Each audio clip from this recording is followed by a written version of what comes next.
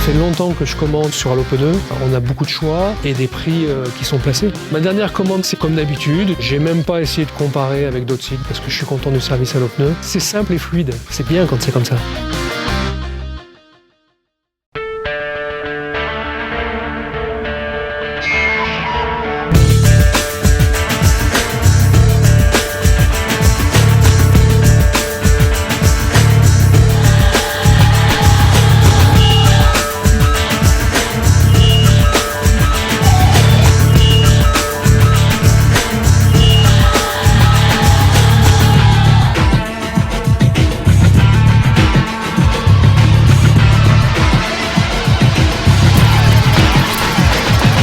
Nous sommes aujourd'hui chez Yamaha avec François Tarroux, qui est directeur marketing, communication et compétition chez Yamaha et qui nous présente aujourd'hui le Tricity 300 cm3 qui a une émanation du CT3 qui avait été présenté à Milan en 2018 et qui arrive donc sur le marché dans sa version de série. Qu'est-ce que tu peux nous dire de ce véhicule? Je vais être intarissable, si tu me lances sur la question, je vais plus m'arrêter, mais effectivement aujourd'hui c'est l'occasion pour nous de vous présenter ce nouveau produit qui arrive sur le marché, qui est le grand frère du Tricity 125, qui arrive donc avec une cylindrée supérieure en 300 cm3. C'est le moteur du X-Max 300 cm3 qui est réputé pour sa fiabilité, pour sa solidité, mais aussi pour son agrément de conduite.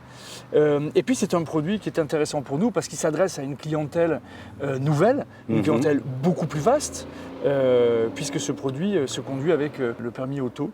Comme tu le sais, la mobilité thermique est plutôt vue d'un mauvais œil, tout particulièrement à Paris. Est-ce que tu crois que c'est encore pertinent aujourd'hui d'arriver avec un véhicule thermique assez volumineux alors qu'on voit les voies de circulation se réduire de plus en plus au profit du vélo? Là, dans la zone industrielle notamment, il y a une piste cyclable énorme et on se demande qui vient travailler ici à vélo. On a des collaborateurs, enfin on a une collaboratrice qui vient à vélo, mais ça tend à se démocratiser aussi. Bref, c'est une question pertinente. Je pense que ce contexte que tu décris là s'adresse avant tout aux 4 roues. Le vrai sujet central, il est là. Quant à la pertinence d'arriver sur le marché avec un produit comme le Tricity 300, nous pensons quand même que le 2 roues ou le 3 roues reste un moyen de déplacement dans les grandes agglomérations qui a toute sa place et toute sa pertinence. Le Tricity 300 est un produit qui va tourner autour d'une consommation en essence probablement inférieure à 4 litres au 100. D'accord. Donc ça, c'est déjà pour nous un point important. Évidemment, il correspond aux normes en vigueur en termes de rejet de CO2. Donc la dernière norme, c'est-à-dire Euro 5. Euro 4 pour le moment, Euro 5 dans sa prochaine version sur l'année prochaine. Pour une personne, puisque tu parlais de l'Île-de-France ou de la région parisienne, qui habite dans le 78 et qui travaille peut-être à la Défense ou sur les quais de Seine dans Paris, ça reste quand même un outil qui va permettre d'avoir une forme de sécurité grâce aux 3 roues, même si l'on n'a pas l'expérience et l'habitude de se déplacer à l'air libre.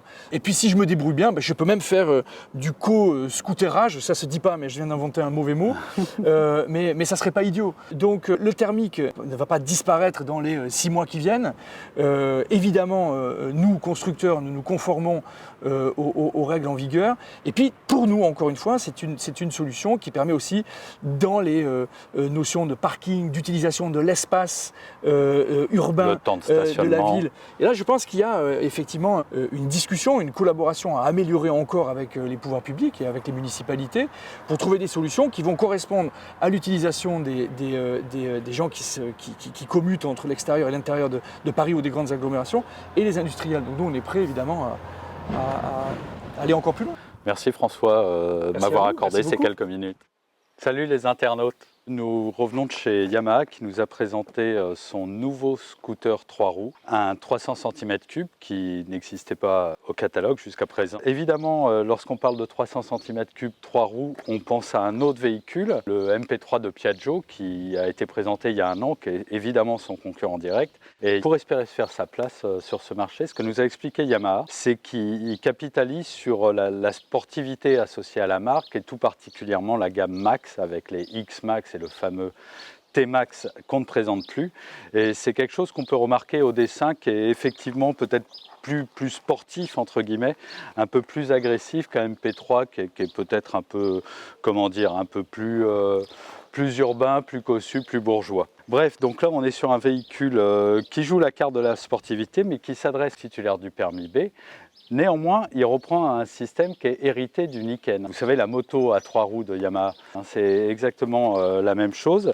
À ceci près que les fourches, la double fourche, puisqu'il y en a une de chaque côté, se trouve à l'intérieur, alors que sur le Niken, c'est à l'extérieur. Le fait que la fourche soit à l'intérieur, c'est ce qui permet justement de respecter la réglementation, de le rendre accessible aux titulaires du permis B. Alors, Yamaha nous a vendu quelque chose de sportif, de très léger de l'avant, de très incisif. On l'a fait quelques dizaines de kilomètres à son guidon, là, au sortir de la présentation. C'est vrai que ça donne une impression de légèreté de l'avant, de maniabilité, de grande stabilité sur l'angle. Ça, c'est incontestable, c'est plutôt réconfortant. Yamaha nous avait prévenu aussi qu'il n'avait pas mis un freinage de R1 sur ce véhicule parce que ça s'adresse à des gens qui ne sont pas forcément initiés à la conduite d'un deux roues. Et on confirme, c'est pas du tout un freinage de R1, c'est un freinage qui n'est pas très mordant, pas très incisif. Bref, il faut tirer vraiment sur les leviers pour stopper les 239 kg de la machine, un poids qui est quand même sensiblement inférieur à celui du MP3 300, ce qui contribue sans doute à cette sensation de légèreté au guidon et de vivacité. En termes d'équipement, on retrouve évidemment un contacteur keyless, c'est-à-dire qu'on a l'émetteur dans la poche, on se rapproche du scooter, on tourne, hop, on démarre, on n'a plus besoin de mettre la clé dans la serrure. Tout l'équipement est full LED, partout, clignot, feu avant, feu arrière, feu stop.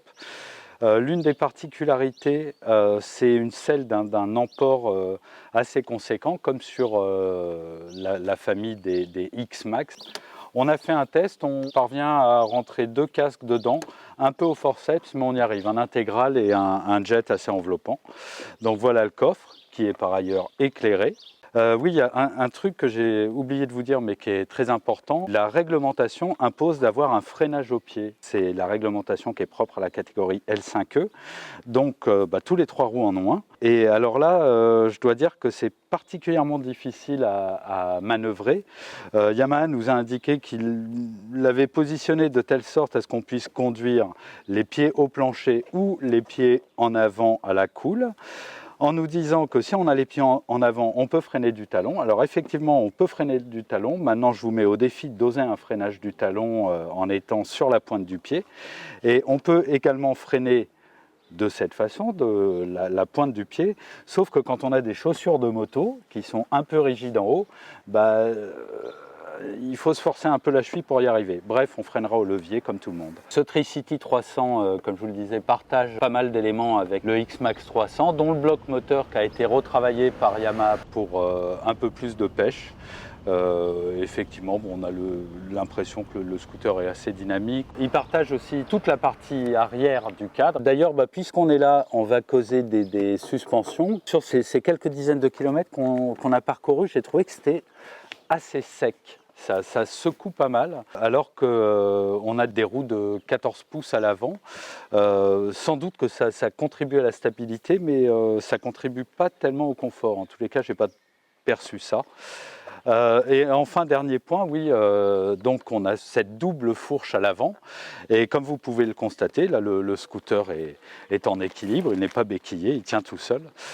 Parce qu'il y a un système d'étrier en fait, qui se manipule ici à la main gauche, qui permet donc de bloquer l'inclinaison.